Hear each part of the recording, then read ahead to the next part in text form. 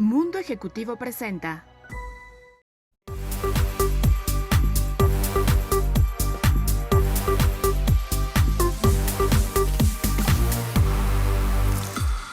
Bienvenidos a una edición más de 18 minutos. Soy su amigo Francisco Rodríguez Aguirre, presidente de Smart Speakers, el principal buró de conferencistas de Latinoamérica. Y me acompaña mi gran amigo aquí, Gerardo Malagón. Muchas gracias, Pancho. Muchas gracias a todos nuestros amigos de Mundo Ejecutivo, Smart Speakers y por supuesto MPI México Chapter. Vamos a tener un excelente contenido. Vean quién está con nosotros esta mañana. Bienvenidos todos. Bueno, pues hoy nos acompaña Carolina Algarita. Ella fue la cabeza de Google y de Discovery Networks en Colombia y además es autora del libro La magia sí existe. Carolina, es un gusto tenerte con nosotros. Un gusto para mí estar contigo, Pancho, contigo, Gerardo, y bueno, con todas las personas que estén conectadas. Me encanta la sonrisa que tienes, ¿eh?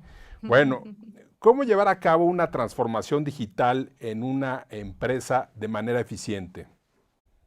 Pues con esta pregunta creo que nos podríamos tardar horas, pero para ser súper concretados los 18 minutos te diría, lo primero es entender que la transformación digital es en realidad de personas, de seres humanos, más que de tecnología. ¿Qué quiere decir esto? La tecnología, por supuesto, es importante, es un gran apalancador, es una gran herramienta, pero realmente son los líderes de la organización, y con esto estoy hablando de los que tienen cargo de jefes, pero también de los líderes, no importa que no tengan cargo de jefes, que deben entender que la transformación es de todos, es una transformación transversal, organizacional y cultural. Entonces, para hacer la transformación digital, lo primero que hay que hacer es estar abiertos en la mente, dispuestos a cambiar la manera de ver las cosas, la manera de actuar, procesos, procedimientos, etcétera. Y ahí sí luego viene todo el tema de adopción tecnológica. Wow. Creo que es muy amplio el espectro. Carolina, Sí. platícanos. Mira, yo sé que tienes una conferencia que se llama ¿Cómo sacar un elefante de una piscina? Cuéntanos un poquito acerca de ella y por qué le pusiste así. Si yo te pregunto, ¿cómo vas a sacar tú un elefante de una piscina? Uno dice, ¿cómo hago esto? Y entonces, pues es el mismo reto que se enfrentan las empresas cuando entra la transformación digital, cuando viene la pandemia y la cosa digital se pone más brava con toda la velocidad que viene. Pero la metáfora que uso es la siguiente. Las empresas son grandes, pesadas, lentas, por lo general, como los elefantes. Y los elefantes estaban muy cómodos siendo los reyes de la selva durante mucho tiempo, tras bambalinas, ¿no? El que aparecía en cámara era el Rey León, el que salía en el show, en la película, era el Rey León. Pero el elefante realmente era quien dominaba la llanura. Y de un momento a otro vino la transformación digital, vino la pandemia, y es como si al elefante lo hubieran metido en una piscina, y todos aquí sabemos que el elefante no es un pez. Entonces, ¿qué hacemos con el elefante?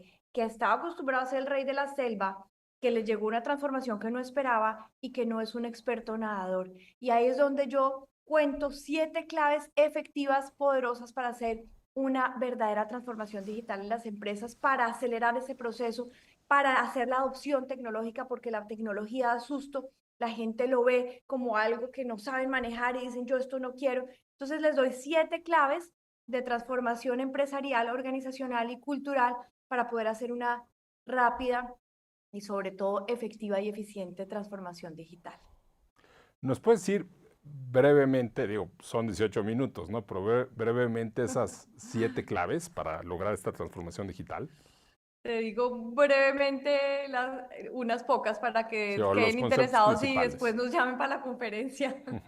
Claro. Pero bueno, lo primero realmente es entender el nuevo modelo de liderazgo post era digital. ¿Qué está pasando? Hay muchas empresas que todavía tienen un liderazgo tradicional tipo militar, donde el general por allá arriba y una cosa vertical hasta el último de los soldados. El modelo de liderazgo que requerimos para la era digital es un liderazgo horizontal, no vertical, donde el líder no es el que más manda, sino el que más sirve a los demás. Esto cambia culturalmente las empresas. Lo segundo, yo hablo de la obsesión por el cliente. Hace unos años se puso de moda la teoría de que somos con el cliente en el centro. Eso no significa nada, eso quedó pintado en la pared. Cuando uno se obsesiona con el cliente, realmente lo conoce como nadie, entiende sus sueños, sus dolores, sus frustraciones, lo que anhela, y si uno es de su producto o servicio conoce como nadie el cliente, y ahí viene todo el tema de adopción de data y analytics y del data mining, y uno se obsesiona con ese conocimiento y utiliza las herramientas y la data Ahí es donde uno puede lograr lo que ningún competidor logra. Entonces, la obsesión por el cliente sin importar la competencia. Hablo de trabajo colaborativo, que es la nueva manera de trabajar. Hablo de herramientas de innovación. Hablo del modelo de priorización que usa Silicon Valley en este momento, que es un modelo que cambia toda la planeación estratégica de las empresas. Entonces, ahí te adelanté varias de las claves y, por supuesto, en la conferencia las profundizo bastante. Muy bien, Caro. Muchas gracias. La verdad es que me parece sumamente interesante cómo lo observas tú, cómo no lo describes. Pero comentabas ahorita que el tema de tecnología y de transformación tiene que ver más que con cosas técnicas, con que toda la empresa se vuelva, o sea, el recurso humano. ¿Cómo, cómo, cómo logras que tus colaboradores o nuestros colaboradores, nuestro equipo de trabajo se una a esa transformación tecnológica? Varias cosas. La primera es entender que realmente esto es de toda la empresa, no es como hacen algunos que dicen, son los de recursos humanos, mire a ver cómo transforma esta cultura, los de tecnología, mire a ver cómo convencen a los demás. No, primero tiene que haber una convicción absoluta de las posiciones más altas de la empresa, o sea, una convicción del presidente, del CEO, de su C-level, de su segundo nivel, de sus vicepresidentes. Tiene que haber una convicción. Si no hay esa convicción, esa no convicción se permea hacia abajo y hace difícil los procesos. Y las empresas naturalmente se empiezan a depurar. Si hay una directiva desde arriba de ahora hacemos la transformación digital y hay gente que no quiere, esa gente empieza a irse. Entonces lo primero es eso. Segundo, naturalmente en todas las empresas hay gente que quiere el cambio y gente que no. Entonces, a la gente que quiere el cambio y que está dispuesta a incentivarlo, hay que nombrar los embajadores del cambio o champions del cambio o el nombre que le quieran dar, no importa. Son esas personas que empiezan a irradiar a su alrededor las ventajas del cambio. Porque el punto 3 precisamente es entender que esto no es porque tocó y porque no hay nada que hacer, sino porque realmente ofrece unos beneficios impresionantes. La adopción de la tecnología hace la vida más fácil. Así como nos pasa a las personas con el celular, que ahora desde el celular solucionamos media vida, igual pasan las empresas. Entonces, si las personas naturalmente adoptan la tecnología para facilitarse su vida, las empresas deben hacerlo de la misma manera. Y naturalmente hay empleados que lo entienden, hay colaboradores que lo entienden y pueden ser motores del cambio para hacer entender esa transformación. Y después de eso ya lo que vendría efectivamente son inclusión de nuevos procesos, metodologías como la metodología Agile, que es absolutamente importante en estos procesos de transformación cultural de las empresas, procesos cambian en reclutamiento, selección de personal, incentivos internos, incentivos a la innovación, etcétera, etcétera. Caro, tú fuiste la cabeza de Discovery Networks y pues es una empresa, bueno, era una empresa tradicional de medios. ¿Cómo lograste tú ahí la transformación digital o qué pasos, cómo llegaste a ello, no? Digamos que eso fue un reto absolutamente espectacular, precisamente porque era una empresa tradicional con una presión muy grande de irse hacia lo digital en una región como Latinoamérica donde todavía el negocio de televisión es muy rentable, entonces digamos que lo digital se veía como una cosa chiquita al lado. Entonces, lo primero fue el buy-in de los grandes líderes, eso se logró fácil, los grandes líderes, mi jefe que era el presidente de toda Hispanoamérica, eh, de una se subió al bus, a su vez el presidente internacional de Discovery también. Lo siguiente es precisamente que la gente dentro de Discovery viera las ventajas de la adopción de estas nuevas tecnologías. Entonces empezamos para eso desarrollando productos digitales, desarrollamos una web app que se llamó DCOM, donde los fanáticos de los 14 canales de Discovery encontraban su contenido favorito, entonces complementaba muy bien lo que teníamos en la tele, trabajábamos muy bien de la mano con los cable operadores y empezamos a hacer el ambiente para el gran lanzamiento de la aplicación que en su momento se llamaba Discovery Plus. Bueno, ahorita vino la fusión con Warner, entonces la aplicación va a ser la fusionada con Warner, pero fue un proceso muy bonito de abrir puertas hacia adentro y hacia afuera, donde la gente entendió el poder del mundo digital y cómo desde cada área se podía colaborar. Entonces se rompieron silos, ¿no? Porque tradicionalmente en las empresas, y Discovery no era la excepción, hay silos y cada área trabaja por lo suyo. Y lo que hicimos fue entender que había un KPI común por el que todos íbamos a trabajar y cada uno desde su área podía aportar a ese KPI y ese KPI se volvió como el mantra y eso pues permitió que aceleráramos este proceso de digitalización. Wow, extraordinario. Oye, Caro, la verdad es que a mí me parece sumamente interesante todo lo que nos compartes, pero quisiéramos conocer un poquito más de ti. Cuéntanos cuál ha sido el momento más difícil de tu carrera y cómo lo superaste. Y varios, tengo varios. Tengo uno que para mí fue muy doloroso y yo fui directora de comunicaciones de una campaña presidencial, la primera mujer que se lanzó a la presidencia de Colombia, en un momento de país donde Colombia quería un mensaje fuerte, duro en su momento contra la guerrilla, y nosotros representábamos una opción diferente, una opción de cambio desde valores considerados femeninos, comillas femeninos, porque los tienen también los hombres.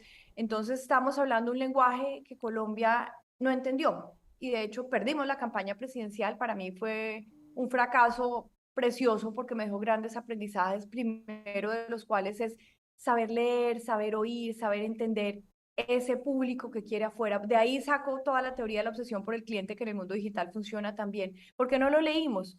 Porque cometimos un error clásico y es pensar desde nuestra cabeza que el mundo piensa lo mismo que nosotros. Entonces nosotros hablamos de valores como el cuidado, como la compasión, hablamos de la honestidad, hablamos del estirar los recursos, hablamos de un montón de valores considerados femeninos y el país quería mano fuerte, quería otra cosa. Entonces, ese fue un gran fracaso y un gran aprendizaje, saber leer, oír, no pensar que la gente piensa como uno.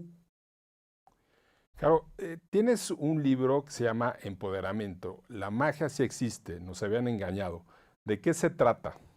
Sí, el título del libro, como lo dijiste al principio, La magia sí existe, que es en efecto un libro de empoderamiento. Y digo, la magia sí existe porque nos dijeron, no, la magia no existe, lo único que hay es sangre, sudor, lágrimas, el sudor de la frente, luche, sacrifíquese. Y yo me creí ese cuento y yo me metí en esa película y en efecto así logré muchos éxitos. Y un momento de mi vida que fue entre el 2012 y el 2014, el castillo de naipes que había armado, digo de naipes porque era muy frágil, se me desbarató, le encuentran un cáncer terminal a mi papá, me divorcio, entro en quiebra económica, el trabajo que era lo único que me quedaba para pegar, me empiezo a tener un montón de conflictos. Entonces, cuando todo lo de afuera se me acaba, cuando todo ese castillo que yo pensaba que era seguro, que era mi vida perfecta, que la había construido con tanto esfuerzo, se me cae, ahí me obligo a quedarme con quién soy. Cuando todo lo de afuera se es barato, uno con qué se queda, con quién es uno. Entonces empecé Claro. un proceso maravilloso de autoconocimiento, de aprendizaje, de conexión con la espiritualidad, de reconexión con Dios, porque yo tenía a Dios muy de trámite, ¿no? Muy como chuleando, ah, sí toca, pero empecé de verdad a hacer un proceso muy profundo y al reconectarme con quién soy yo de verdad, con mi esencia, me reconecté con lo que yo llamo magia, que no es otra cosa que la capacidad que tenemos todos de crear nuestra vida ideal, de darle la vuelta a las circunstancias y con aprendizaje en neurociencia, con aprendizaje muy potente como de física, empecé a experimentar y le di la vuelta a mi vida. Y hoy estoy en el mejor momento de mi vida. Tengo la mejor relación con el papá de mi chiquita, que es mi ex esposo. Estoy casada con el hombre de mi vida. Estoy dedicada 100% a mi propósito de vida. Me va bien en todos los sentidos. Vivo en abundancia. Entonces, ¿qué hago? Pues enseño cómo lo hice, enseño qué es la magia, qué son los poderes que todos tenemos naturalmente y que no usamos, pero son nuestros poderes como derecho de nacimiento. Y entonces eso lo cuento en el libro La magia sí existe y en la conferencia de empoderamiento que tiene el mismo nombre, La magia sí existe. Nos habían engañado. Wow. Nos encanta la verdad, Carol, la energía que manejas, el charming que tienes. Mira, profesionalmente has llegado a ser cabeza de grandes empresas. Cuéntanos cómo has roto tu propio techo de cristal. Mira, fíjate que yo nunca me di cuenta que había un techo de cristal. Nunca, nunca, nunca. O sea, ahora que me metí hace 3, 4 años a entender de equidad de género y la belleza que es trabajar hombres y mujeres de la mano sumando nuestras visiones, aprendí que había una cosa que se llamaba los techos de cristal. Yo nunca la experimenté. Yo nunca me di cuenta que yo, por ser mujer y por estar en una cultura machista como son las de nuestros países latinoamericanos, debía supuestamente en el momento renunciar a mi carrera para casarme, para tener hijos, para quedarme encerrada en la casa. Eso nunca lo viví yo. Yo iba feliz por la vida creciendo profesionalmente, aprendiendo, entendiendo. Y ahora invito a muchas mujeres, porque cuando yo me casé, eso no me impidió seguir creciendo. Cuando tuve a mi chiquita, no me impidió seguir creciendo. Yo a mi chiquita me la trasteaba para todas partes.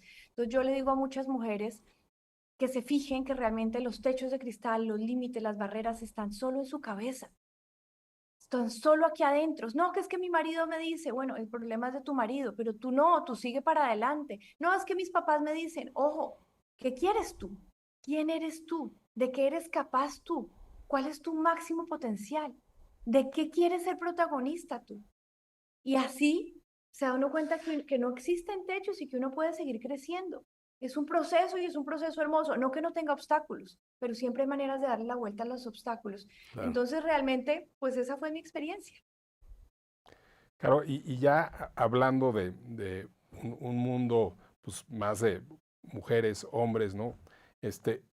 ¿Cuáles son los principios para que saques tu máximo potencial como persona? Bueno, el primero es conocerte a ti misma. Si no nos conocemos, ¿cómo vamos a sacar nuestro máximo potencial? Y es que uno cree que se conoce porque es que uno se despierta con uno, desayuna con uno, almuerza con uno, trabaja con uno y se duerme con uno y mentiras. Siempre uno está Y se, afuera. y se enoja con Uno uno. es- y se enoja, pero tú siempre estás afuera, ¿no? Siempre estás, hasta cuando te enojas contigo, estás enojado porque reaccionaste mal frente a algo de afuera. Entonces uno está siempre con la esposa, con los hijos, con el trabajo, con los demás, uno no está con uno. Entonces lo primero es autoconocimiento. ¿Quién eres tú de verdad? ¿Qué te gustaba de niño? ¿Qué querías ser cuando grande? ¿Con qué te conectas? ¿Qué te hace sentir feliz? ¿Qué podrías hacer todos los días de tu vida aunque no te pagaran porque te produce felicidad? Entonces, autoconocimiento. Y el autoconocimiento en sentido de varias cosas, de dónde estás parado. La mayoría de las personas tristemente no saben ni siquiera dónde están parados porque están en un piloto automático como el ratoncito de ley de la rueda. Lo segundo es qué es realmente lo que quieres en la vida, que muchas veces no es lo que creemos que queremos. No, quiero una casa en no sé dónde, no, quiero un viaje. ¿Qué es lo que quieres de verdad? ¿Para qué quieres esa casa o ese viaje? Entonces, entender qué quieres de verdad. Lo tercero es conocer los monstruos que tenemos, que son esas creencias limitantes, esos juicios, esas interpretaciones, esos dichos populares que repetimos que no hacen sino limitarnos. Lo cuarto es entender cuál es esa ventaja única, cuál es esa fortaleza, cuál es ese poder personal que tienes tú en razón de quién eres, en razón de tu vida, con las dificultades o con los obstáculos. Tienes una historia que te hace tener una ventaja única.